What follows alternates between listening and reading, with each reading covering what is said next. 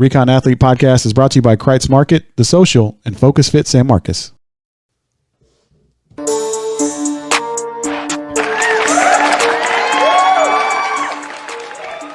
right, Recon Athlete, episode number 51. Chris Sanchez, Paul Rodriguez, Snupe Daniel sitting in for Zach Lucetto. What up, Snoop?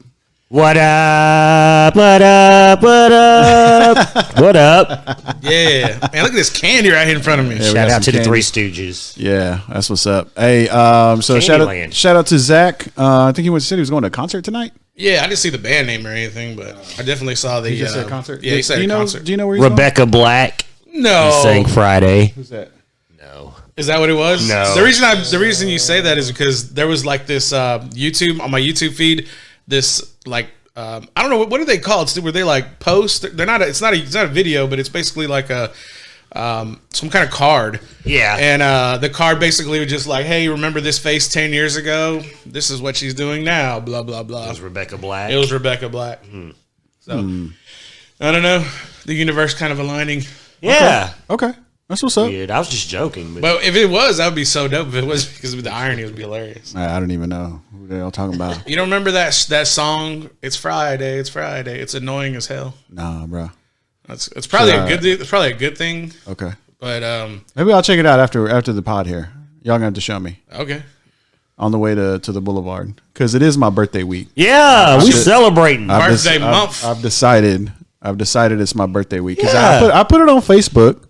Yeah, you know, I put it on Facebook. At 7:40 in the morning. Well, it was a debate last night. You know, because I was like, all right, it was like 11:55, and I was up for some reason, and I was like, oh yeah, it's 5 minutes until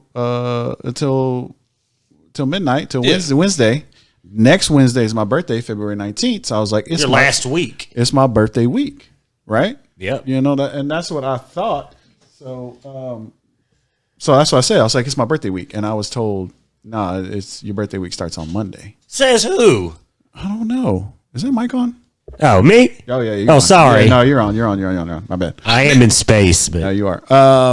So you don't do the birthday month thing? You don't start February 1? And that's the thing, man. I quickly learned. Yeah. Through my Facebook post. Yeah. Because my Facebook post was basically said, help settle the debate. Next Wednesday is my birthday. So does my birthday week start today or does it start next week? The majority of the comments, I got a lot of comments on it. This is my personal Facebook post. I got a lot of comments about it, and most of it was like, "Oh, it's a birthday month. Yeah. You're doing it wrong." Yeah. And I was like, "Man, I guess I've been doing it wrong." Yeah, man. I think the reason I'd like to do the birthday month is solely because my birthday's on the 3rd, and so I'm like kicking off the first of the month with the whole thing. So that's why I was kind of like, "No, man, the 1st of February is when it starts." Okay. For me.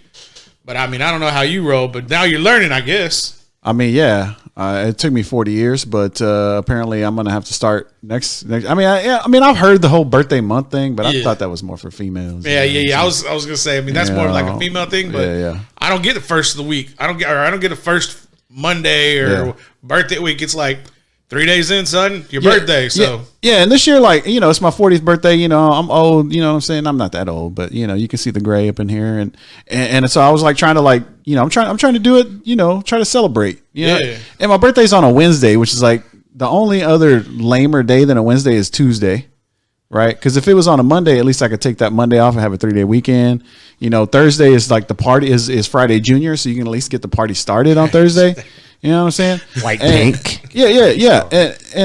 But like Wednesday and Tuesday, like you can't really do much. You know what I'm saying? Like, I mean, you could. I mean, I can.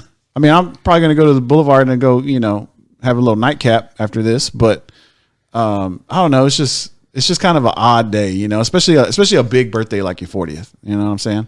So I don't know. We'll see. I was basically trying to extend my birthday past just that Wednesday. Yeah. So, I'll probably go this Wednesday. We are going to have a little get together on the 22nd up at Revelry on the Boulevard. So Paul, I put it on the messenger. So apparently that's why I was like, says who? Because apparently this was supposed to be like a hush hush thing. Says, but I don't know. Who? How did you find out? That's a good question. How did you find out? I got a text message from a friend of mine, and she wasn't even in town. Yeah. Shout out Burr. She was like, "Hey, I see you're turning 50," and I was like, "Haha, LOL." Yeah. And that's when it kind of came out, like, "Oh, there's this party going on." Yeah. So apparently, yeah, and shout out to Michelle. She's her and my buddy Paul Partita kind of got this together. So shout out to both of y'all for putting this together. And as for me, my homeboy Chubby's turning 40 tomorrow on the 13th. We're gonna try to include Snoop because his birthday's on the 26th. Yeah. Well, there's a lot of people that have 19th birthdays. Me, Paul Partita, my friend Ashley Boyd that lives around the corner over here.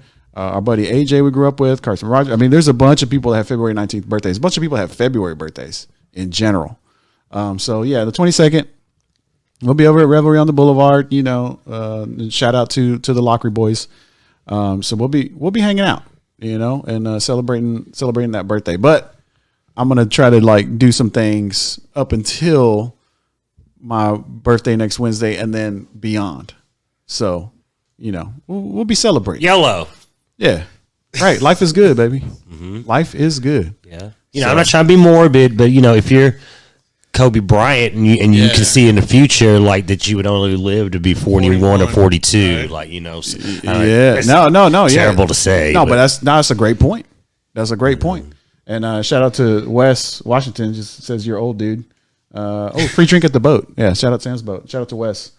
And shout out to Amato Galvez, our super fan, telling us good show, guys. We just started, Amato. But I love you, Amato. You're we need to get him on the show sometime. Sure. So we'll get that rolling. All right, episode 51. We're gonna do a little bit of XFL review. I know Paul was excited about the XFL, and we're gonna talk some Dak Prescott contract. And I think we're gonna start with the Dak Prescott contract because that's. How Jerry Jones is. He doesn't like to go very long without the Dallas Cowboys being in the headlines. So he's allowing stuff like Dak being traded and signing Tom Brady to get out into the press and allowing people to think about this, to contemplate it, prognosticate about it. It's, to me, like a non-zero or like a zero factor. Like, I don't think this has any opportunity or any chance of happening. But I just think they're kind of like leaving it out there because Jerry likes to be in the headlines. Do you give any credence to that, to Dak Prescott being traded and the Cowboys signing either like a Tom Brady or Phillip Rivers or, a veteran to bring in? Because then that would mean that they'd have to spend a draft pick on a quarterback, right? You would think, and that's kind of funny that you brought that up. Earlier today when I was coming in, some of the other rumors that are out there is Jerry's motivated to trade up because they're picking at 17th. And, the crop of quarterbacks just keeps getting better and better. Of course, they had Tua's MRI came out and said that his hip or his x-ray came back and it was fully healed up.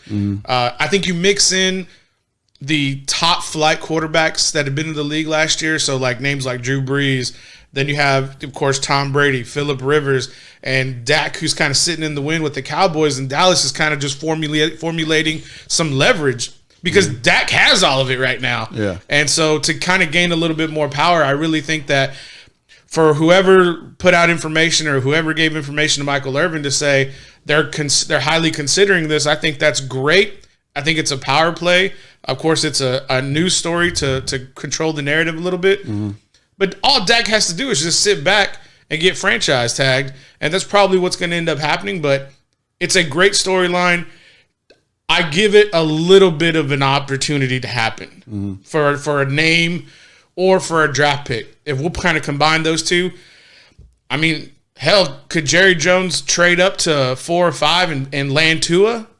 Could Jerry Jones make some moves and see if maybe another top quarterback falls maybe to like the teens? Because he's at 17 in the second half of those teen picks. If he can move up 4 or 5 spots and not give up too much, I think that would be another opportunity.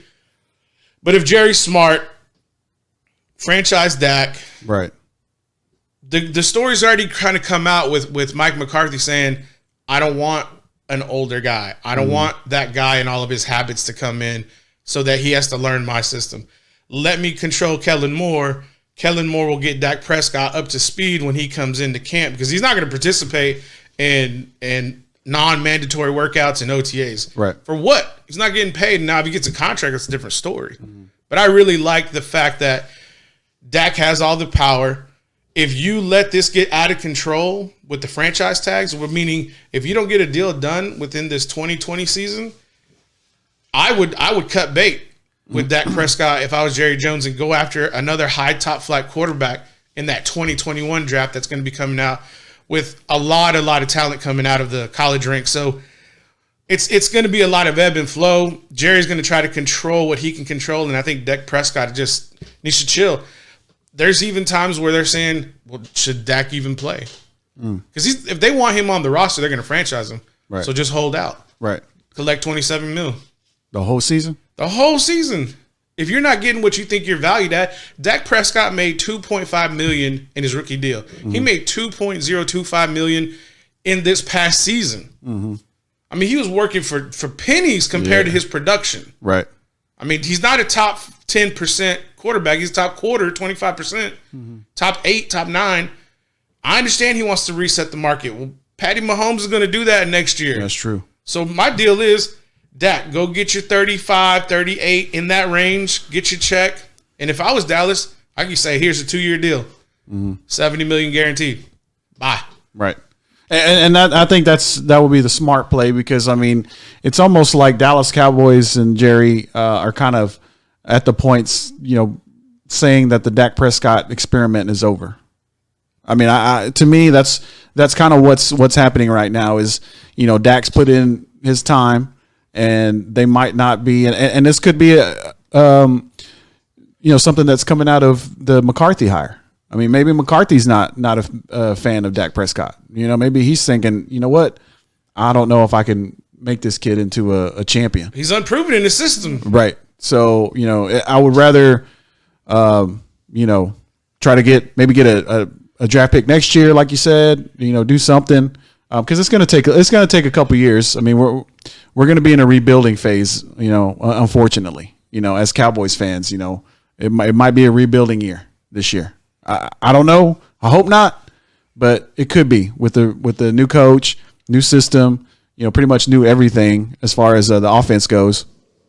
So, I mean, it's hard to say what's going to happen offensively with the Dallas Cowboys. So, I mean, Dak Prescott experiment could be over, but if that's the case, if it is over, then get rid of him. But it's not going to be over for Dak. Right. That's the thing is Dak's going to go get a contract somewhere else. Right. And we've seen like players in the past, they just turn into cowboy killers. I mean, look at Randy Moss. And there's rumors that if Randy Moss wanted to go to Dallas when he was coming out of the draft and they snubbed him and pretty much all the teams snubbed him. And when he went to Minnesota, he balled out, had a Hall of Fame career. Right. And so it's like times like this, I'm not saying Dak's a Hall of Famer, but what I'm saying is if you put Dak in the right environment with the right pieces around him, he can go get you a championship or two, but he's got to have the right coaching staff and the right support around him. In Dallas, he has the right support as far as personnel. He doesn't have the right coaching. Somewhere, somehow, that needs to get fixed by Jerry Jones. And right now, Jerry is not willing to pull the trigger on the check quite yet. So, I mean, I think as far as Dak Prescott goes, I mean, what is he thinking? You know what I'm saying? If you Dak Prescott and you're seeing all these headlines saying it's a possibility they're trying to trade me. I mean, it's almost just like a power play from the Dallas Cowboys and Jerry Jones on this. I mean, if I'm Dak, I'm not even looking at the headlines right now. But what are the cons? What, are you going to go make $2 million next year? Or you're getting guaranteed 27. So he's like, look, if I'm not going to get what I want, I know I'm going to at least get 27 million when I'm get franchised. Yeah. So he's like, I can sit here and do nothing. That's what I'm saying. Jerry's going to try to whip things up in the media, right, to maybe pressure Dak. But if Dak has a good management around him, which I think he does, he's quiet. He did his appearance for the Super Bowl. He did his obligation, and he's like, cool, I'm going to chill in Cabo. I'm going to chill in Mexico. I'm going to chill wherever I want.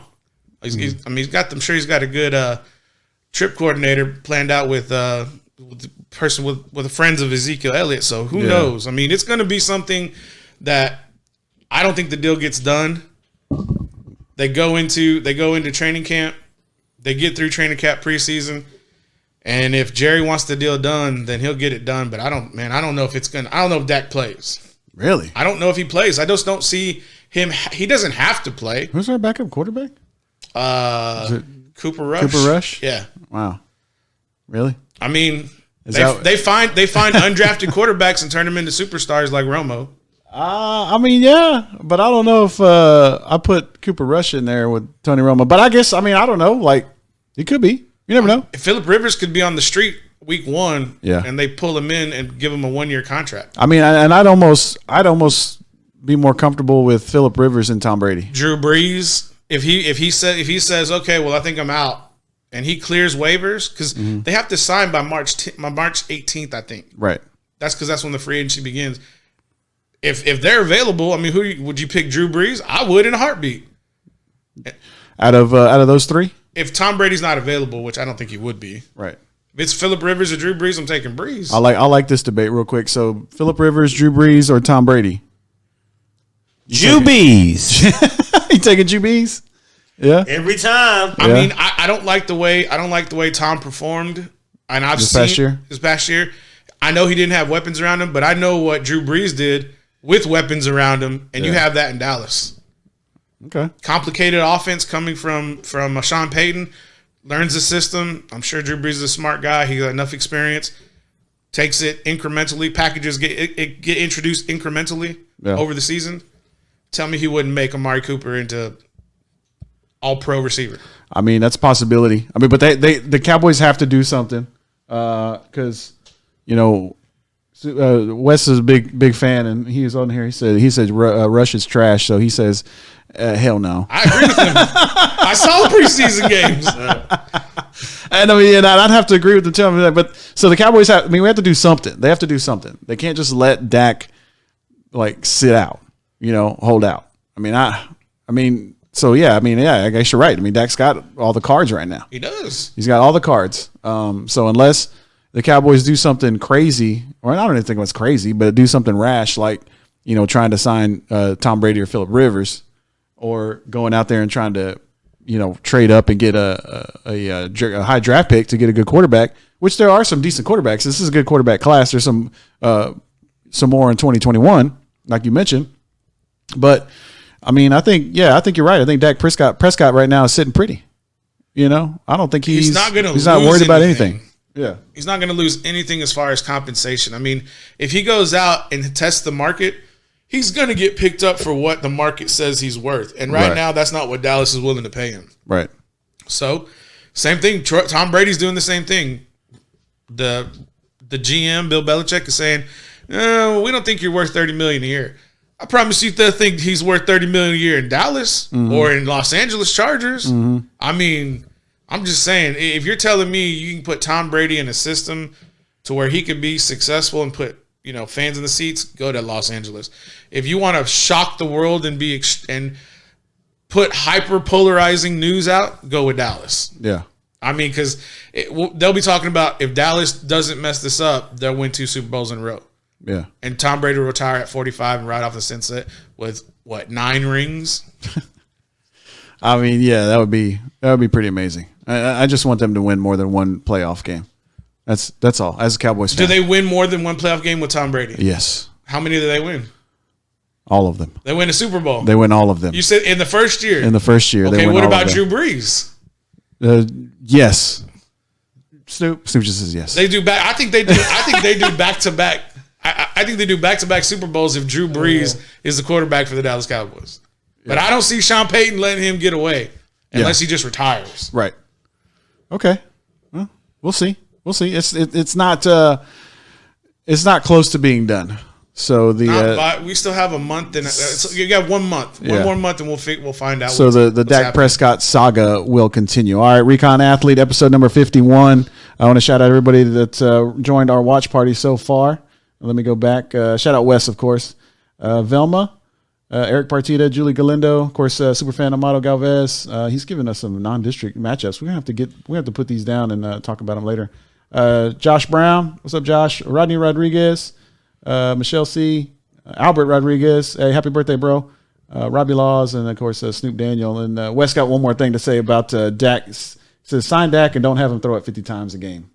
True. So, shout out Wes. We get Wes in here one Wednesday night. I think he's off of work, and talk some Cowboys with Big Wes. All right, XFL Week 1 down, week 2 coming up. I think there's only like 4 games this weekend. Yeah, I think they're gonna have 4 games primarily all year because there's only 9 teams in the whole league. Yeah. And so I think one team is gonna get a bye week each week. Each week, that's right. That's right. There's only 4 games. Game. Let's see. Week 2 Saturday, 1:00. It's going to be the New York Guardians at the DC Defenders, and 4:00 our time, Tampa Bay Vipers at Seattle Dragons, and then Sunday, Dallas Renegades at the Los Angeles Wildcats. That's going to be at 1:00 kickoff. And then also on Sunday, 5:00 kickoff, St. Louis Battlehawks at the Houston Roughnecks. All right, so that's going to be this weekend. But this past weekend was the initial inaugural weekend of XFL. I know, Paul, you were excited about it just to see what the product was going to be. Yeah, that's exactly put out there. The product, and that's exactly. And what was your, initial reaction to that? Met expectations. Yeah. As far as the production quality, so we talked about the platforms being like the biggest, in my opinion, the biggest factor. Right. They came through. There were some things I really loved. There were some things I hope they never do again, but I don't think they will because this league is going to kind of do what they want. Snoop and I, we were in the messenger and we were kind of saying like, no to the sideline interviews because to me it takes away from the flow of the game. Right. The other thing I really enjoyed, and I think the NFL is going to take this, is the kickoffs. Yeah. And I was watching another show, and AJ Hawk was the guest at the time. Mm-hmm. He was talking about maybe moving those 5 yards where the blockers and protectors are, mm-hmm. and maybe moving that up to the 40. So the blockers would be on the 35, and the gunners and everything would be on the 40. So that gives you another 5 yards for the returner to get a little bit more of an angle, maybe a little bit more yardage, a little bit more excitement, because you can't move until that ball is caught. Right. And so I'm saying if you got a little bit more distance, that's an opportunity to make some people miss, get some big plays, and it reduces the high impact speed collisions that you have right now in the NFL. So, and for those of our listeners and viewers right now, the kickoff was the big. I think that was a big difference. Yeah. So explain the setup to people that didn't see the XFL this past weekend. So this past weekend, the receiving team defenders would be on the 30 and the their own 30. On their own 30, and the kickoff team would be on their opponent's 35. Well, those 10 men, because one's kicking and one's receiving, the 10 men lined up against each other can't move until the ball is caught. Now, if the ball goes to the end zone, they put the ball at the 35, and then they move forward. But just to see some of the more elusive athletes, I mean, if you get some people in space and you have time to move and cut, you could get loose. But I also think it's more difficult. I think it's the most fair way to do it because you can't get through 10 guys where you got another 10 guys trying to block them. It's just really hard to do. But I think reducing the high impact collisions, having a shifty guy back there, and then, of course, you have your kicker as a safety, I think is a great way to reduce high-impact collisions, but also is a fair and, more complete way for the kickoff team to kind of corral their opponent. But starting on the 35 or the 30 or maybe the 40 increases the tempo of the game, and that's another thing that I really enjoyed was the running clock. These games started at a certain time and ended 3 hours later. On the dot. Mm-hmm. And the other thing I thought too was there wasn't excessive flags on the play. If something was egregious, it was called, but I think that's the consistency that they're trying to also show and the transparency that they're also trying to show in the XFL, because the running clock, the reduction of the flags, to me gave an overall good product, but the flow of the sideline interviews I think is what totally crashed that for me. That's one thing I just wish they would take out. Yeah. I mean, the sideline interviews, what was it? The review plays, The review plays weren't so bad. I thought those were pretty cool. Well, I mean, they were talking like the review booth, talking to the referee, like that. I didn't mind that part. You didn't mind that part? I didn't mind that part because I like to know. I wasn't a big fan. I want to know, like, when we can see what they're looking at through our monitor, our screen. We can see what the review booth is looking at, and they're talking it out. They're saying, are we seeing this? Yes. Are we not seeing this? And there was a potential, hit that they thought it was helmet to helmet. They went back and they reviewed it, and they obviously identified why it wasn't. But I think, do you think it was uncomfortable because those guys were kind of nervous in the booth since they had so many eyes on them and there's such a high pressure call to make? Is that what did it? And the one of the games that I saw, or the guy was like, yeah.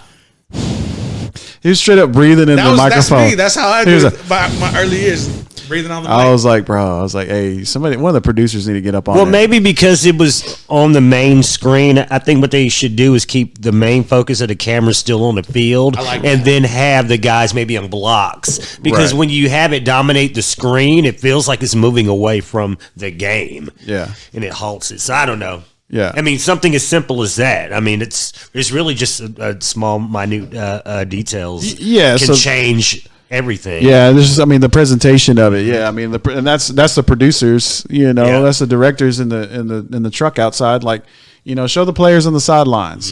Show the coach. Show. I don't know, the fans, the cheerleader. But you take all that kind of stuff for granted because the people who are doing the NFL, I mean, they've been doing it so long. And they're masters, and now you're seeing novice people try to do a perspective of the game that you don't even really think about. Yeah, and that's what I think there's going to be growing pains. And, the XFL, they're going to do a lot of things that are going to be nuanced, and then there's going to be things where they're going to be remedial at. And I think they're going to kind of identify it. And I'm sure there's so much feedback getting back to them about like, hey, this part of the game that y'all did really sucked. Yeah. This part of the game was awesome. Right. So just kind of take the feedback, learn from it, make the improvements. And I think the quality though, the production on the field was adequate. There was a couple in professional sports and even in high level college football. Mm-hmm.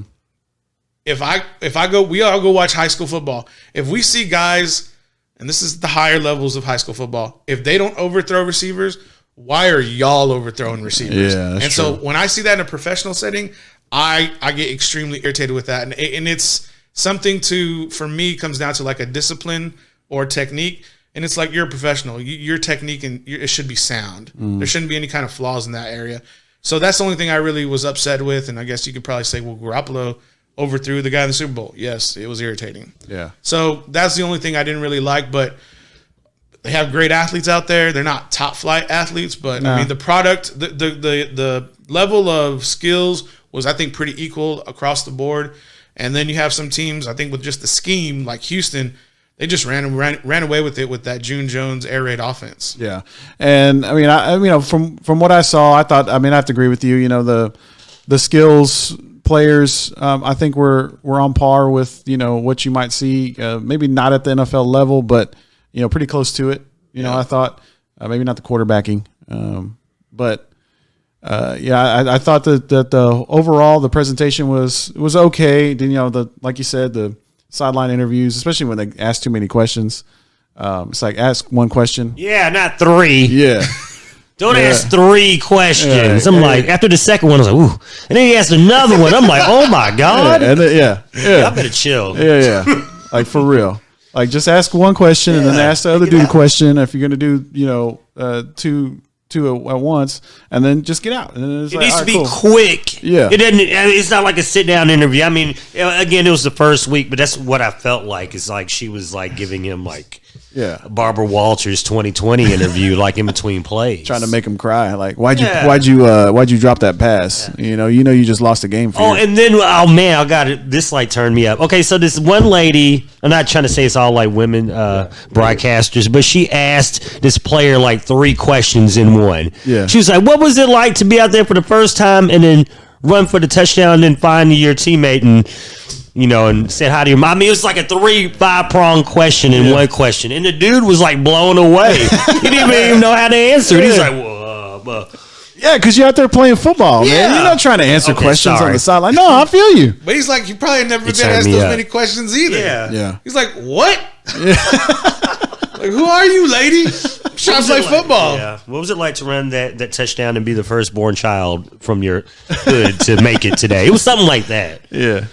Anyway. It was, you're from the Pork and Beans Projects, and, you were scoring a touchdown in the XFL. All right, that's what's up. So, oh man, I hope Wes joins our watch party more often because he gave me some more info here. The XFL coach has already been fired, and I didn't even know that. Yeah, did you know that, Paul? I saw it, but I didn't read the details. I was like, how does he get fired after one game? One game, man. Yeah, I also want to shout out to them for making $55K a year. Yeah, getting like a $2,000 paycheck, just like normal people, but they're playing in the XFL. I mean, and apparently Kaepernick wanted like $8 million a game, which they couldn't afford. Yeah, obviously. Well, they were talking about how the pay scale was kind of, incentivized, and basically they said that you're guaranteed to show for like 1,000 and some change, right? And then if you win, you get like a $2,500 bonus, right?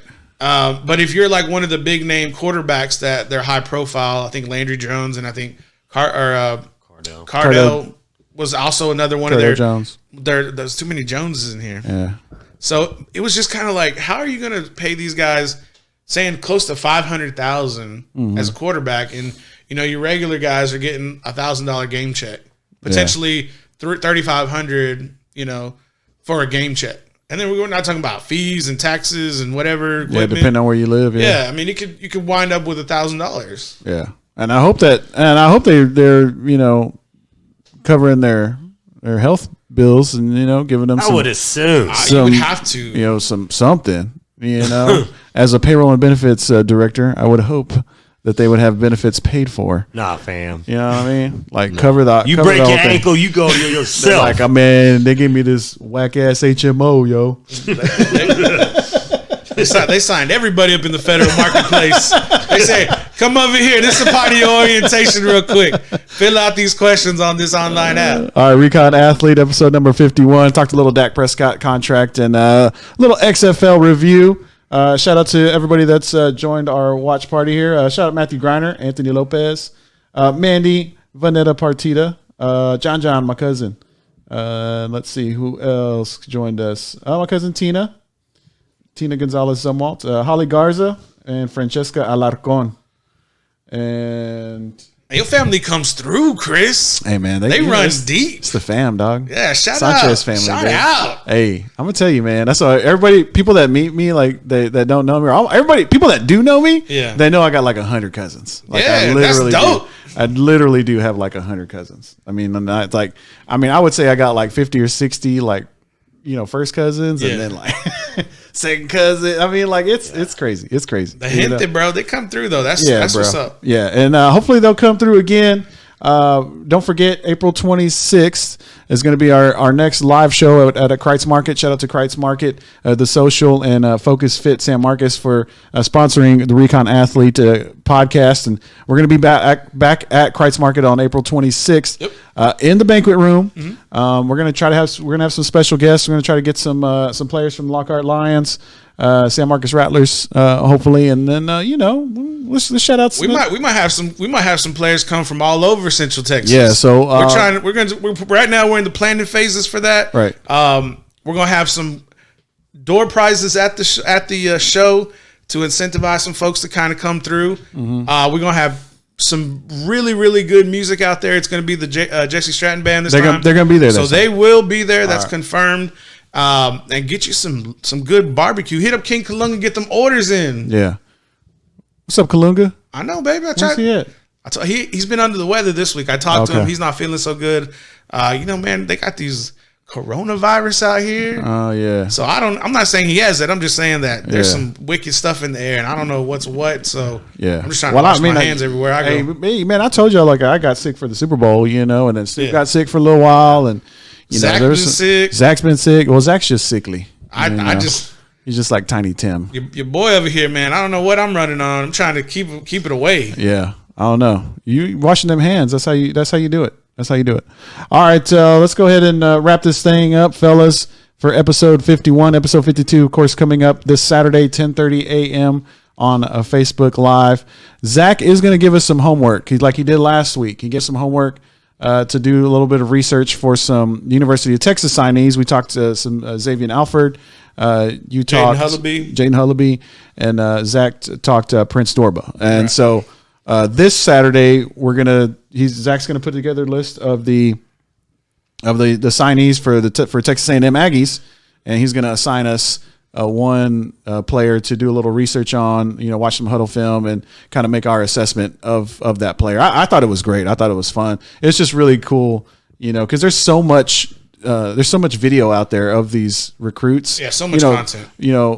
For the big recruits. Yeah. For the smaller guys, for the guys that are, maybe getting D2, D3, not as much. But that's, hopefully where Recon Athlete's going to help out here via social media and in other ways coming up, very soon. So, all right, wrap up episode 51. Can I do it fan stand style since Snoop's here? Yeah. Who you shouting out, Snoop? Oh, I got one real quick before Snoop goes. Yo, shout out Fanstand ATX, the podcast. Snupe Daniel. No. Well, I've been copying that every single time. Yeah, dude, it's 7 minutes of your life. It's good. Yeah, it's good. Well, yeah.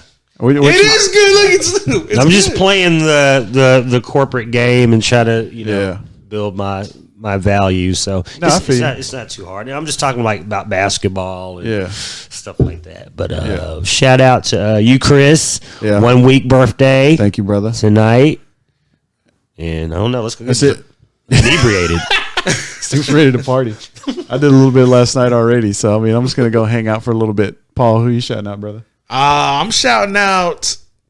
I'm shouting out my antibodies in my system for keeping me sick and away from all of this nonsense. All right, cool. Yeah, word up. Shout out to your white blood cells. Yeah, it is. That's what it is. And shout out to everybody that joined the watch party. I appreciate everybody's support, and it's birthday week, so. Let's get this thing started. All right, Paul, do your thing. Ladies and gentlemen, if y'all enjoying the podcast, please like, subscribe, and comment down below. And for everybody on YouTube, hit the bell. We'll let you know when we upload. We gone.